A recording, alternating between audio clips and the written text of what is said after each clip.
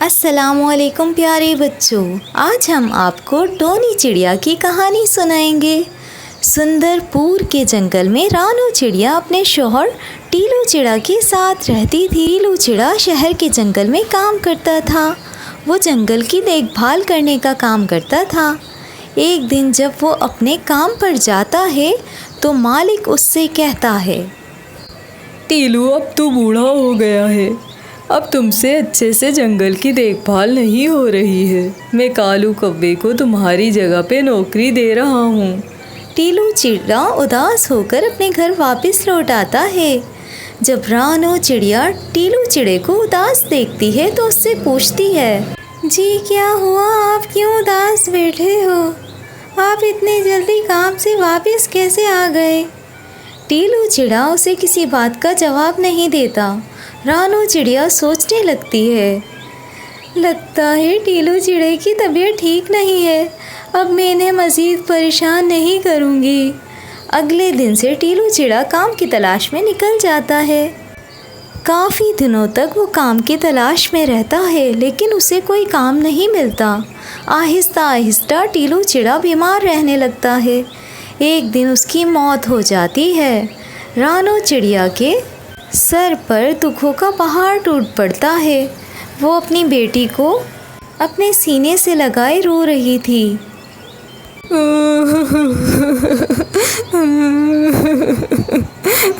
मेरी बच्ची, अब मैं क्या करूं? तुम्हारी अप्पू की तो मौत हो गई। लगता है अब ज़्यादा दिनों तक मैं भी जिंदा नहीं रह पाऊंगी। अब तुम्हें अपना ख्याल रखना होगा। रानू चिड़िया अपने शौहर के गम में खोई रहती थी। एक दिन जब वो खाने की तलाश में जा रही थी, तभी एक शिकारी ने उसे अपना शिकार बना लिया। रानू चिड़िया के मरने के बाद उसकी बेटी टोनी यतीम मिस्कीन हो जाती है। वो अकेले घोंसले के बाहर बैठी रो रही थी। माँ जी, कहाँ हो? जल्दी आओ, रात हो रही है। माँ, मुझे बहुत डर लग रहा है। टोनी चिड़िया के रोने की आवाज़ सुनकर पड़ोस में रहने वाली सुंदरी कौवी उसके पास आती है। क्या हुआ टोनी बेटा, तू रो क्यों रही है? और इतनी रात को घोंसले से बाहर तू क्या कर रही है? तेरी अम्मी कहाँ है?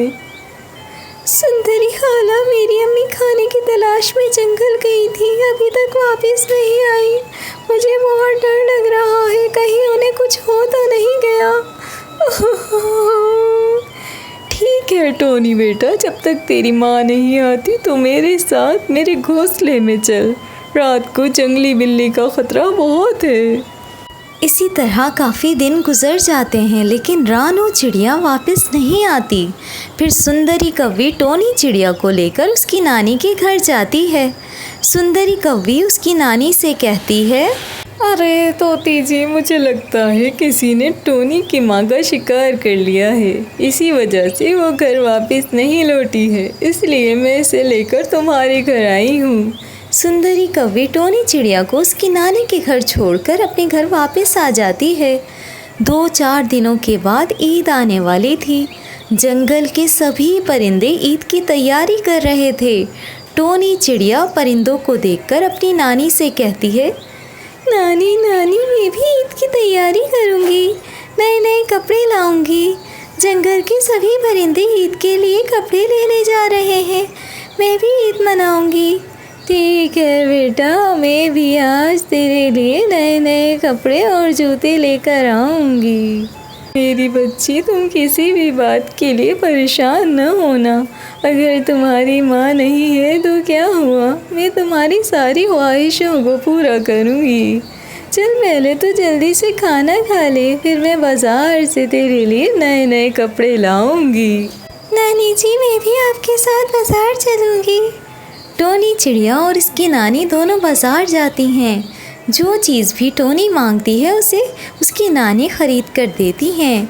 वो नहीं चाहती कि टोनी चिड़िया को उसके माँ बाप की कमी महसूस हो। टोनी चिड़िया नए जूते और नए कपड़े लेकर बहुत खुश होती है और जंगल के सभी परिंदों के साथ ईद अच्छी तरह गुजारती है। टोनी को दूसरे परिंदों के साथ ईद मनाते हुए देखकर टोनी चिड़िया की नानी बहुत खुश होती है। नानी जी ईद मुबारक। आप भी नए कपड़े पहन लें, फिर हम दोनों साथ भी ईद मनाएंगी। इतना कहकर टोनी चिड़िया अपनी नानी के साथ ईद की खुशियों में शरीक हो जाती है और खो जाती है। इसी तरह टोनी चिड़िया अपनी नानी के साथ खुशी खुशी रहने लगती है।